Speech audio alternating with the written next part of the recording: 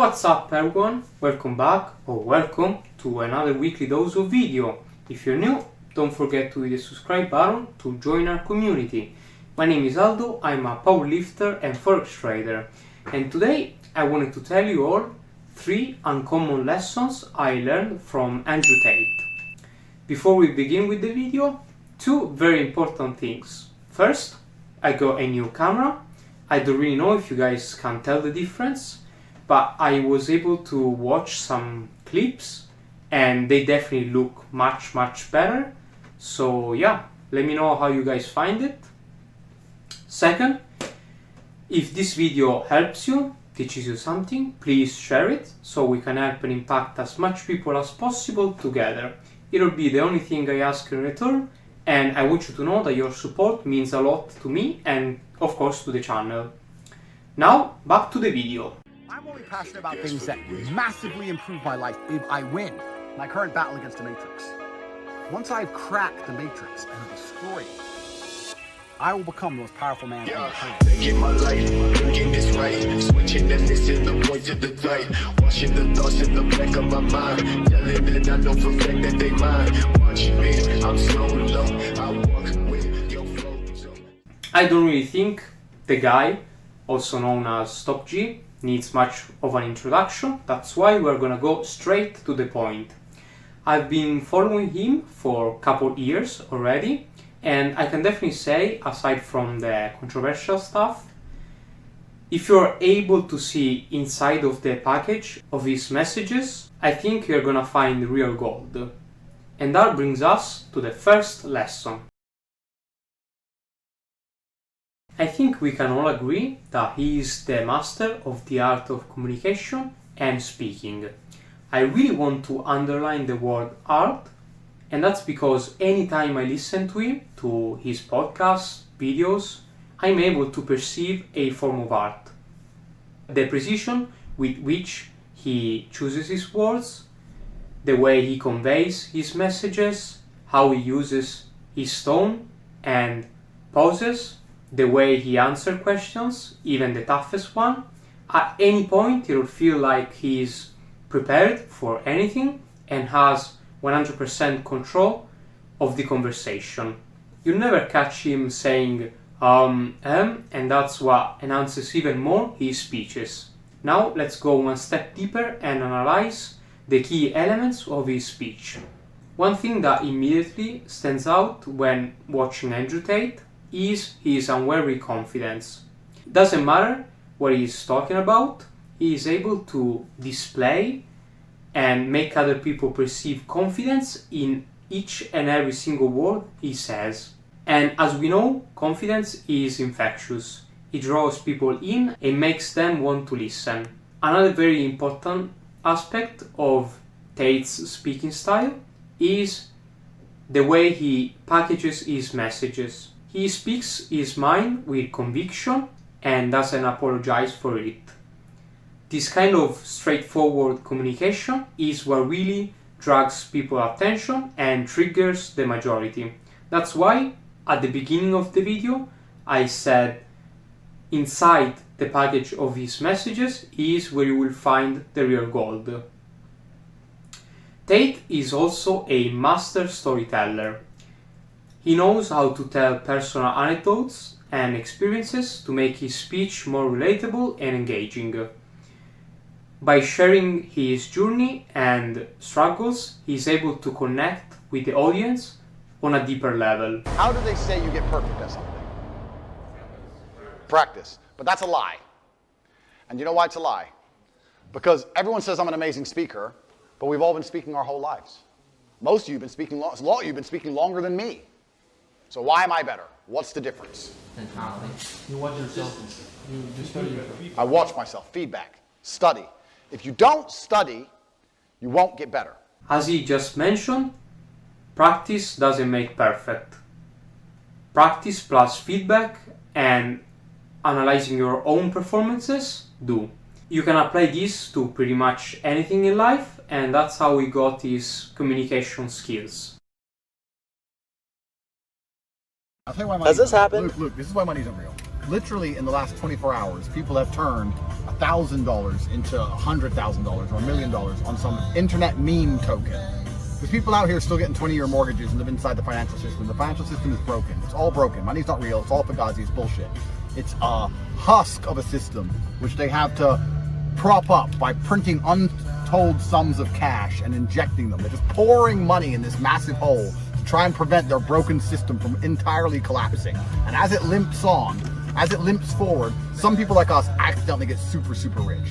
You know why they're doing that? The reason they're printing all this money, let me turn the music down. The reason they're printing all this money and they're doing it is because they know it's all going to fall apart. So their plan is, let's print a bunch of money while people still respect the money, and then we can buy a bunch of assets, and then when it falls apart, we control all the assets. Andrew is very, very rich, and as of recent, claiming to have become a billionaire. He definitely has some very uncommon and interesting perspectives about money. Money is not real. Tate often emphasizes that money is merely a tool, a means to an end. It's not the end goal, but rather a vehicle that helps you achieve your goal and live life on your own terms. With that statement, he also refers to the fact that money does not really have value. Instead, its value is derived from the belief and trust that people place in it as a medium of exchange. And since the government prints it out of nothing, we can essentially consider money a social construct. Money is also what makes Andrew himself. From watching and studying him, I came to realize that he is able to freely speak his mind and be himself, also because he has money. He has a weapon and can defend himself from literally anything. And that brings us to another very important aspect. Money don't change you, they enhance who you are. If you really think, what money does is allow you to follow your passions, to have time and location freedom, to acquire quality information, and so on. Money will solve all of your money problems, and that's a big deal, but if you are insecure, weak, sad, all of these type of problems will carry on and will become much bigger. And that's why most people say that all of your internal problems must be solved within you, within yourself. And that's because money won't change your internal situation. If you go watch a very old Tate's video, you can clearly see he hasn't changed much. He's actually become more of himself. I've learned that every single thing you acquire along the way isn't even yours. What do you own? You own your soul. You own your integrity. You own the ability to say, I never sold my soul to anyone else. You own the pride you have in yourself when you stick to your word. That's all you really have. Your word is your bond. I know it's a bit cliche. It's an old saying. When a man said, all I have is my word, that'd be something a poor man would say. And I'd argue that it's exactly the same whether you're a poor man or a rich man. I think rich men only have their word exactly the same. I wanted to end the money topic with this beautiful clip. People may think of him as very obsessed with his material possessions, but what he teaches and shows is quite the opposite.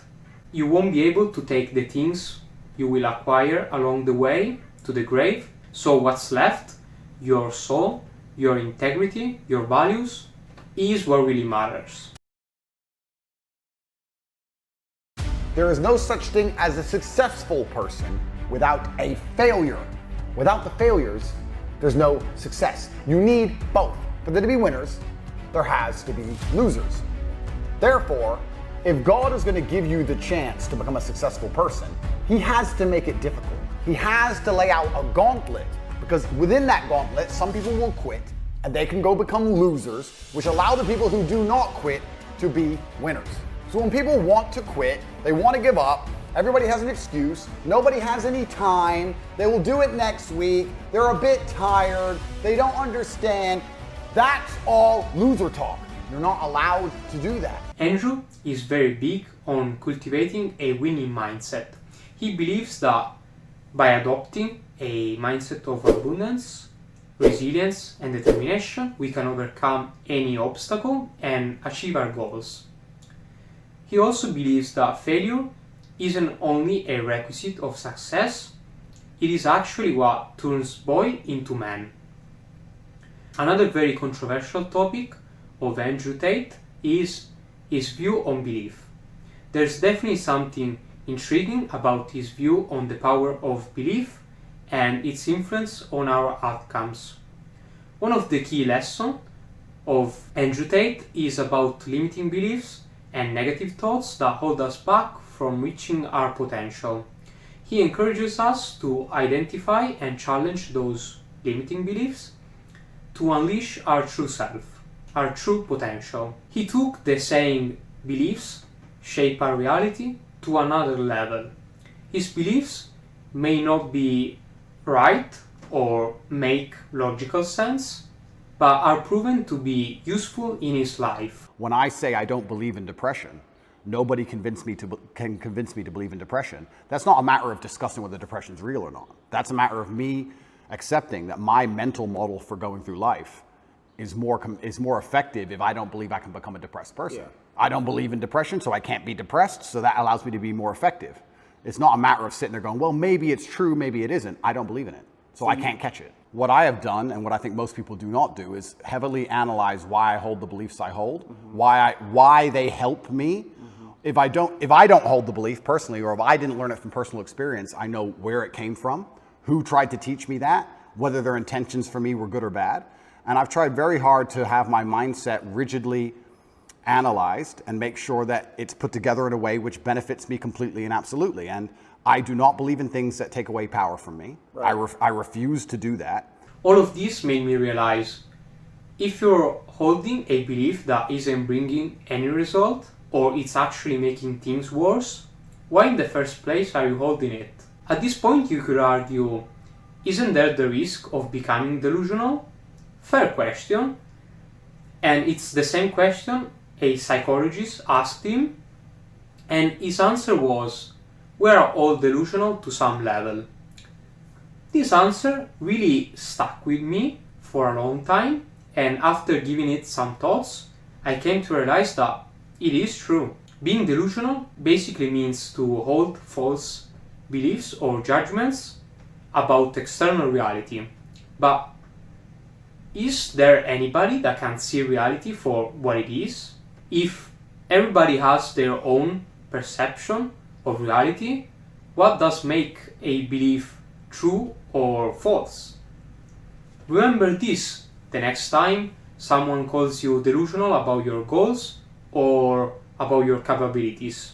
And if that person doesn't have the life you want, it might be even a compliment, because you don't see reality the same way, and that's actually a good thing. It's all about perception. I wanted to end this video with his most famous quote. Reviews on the color. Some people said they like it, some people said they don't like it, and I said, well, what color's your Bugatti? No, just kidding, not that one. My unmatched perspicacity, coupled with sheer indefatigability, makes me a feared opponent in any realm. Alright, thanks for tuning in. Remember to hit the like button and subscribe for more. Until next time, take care and keep striving.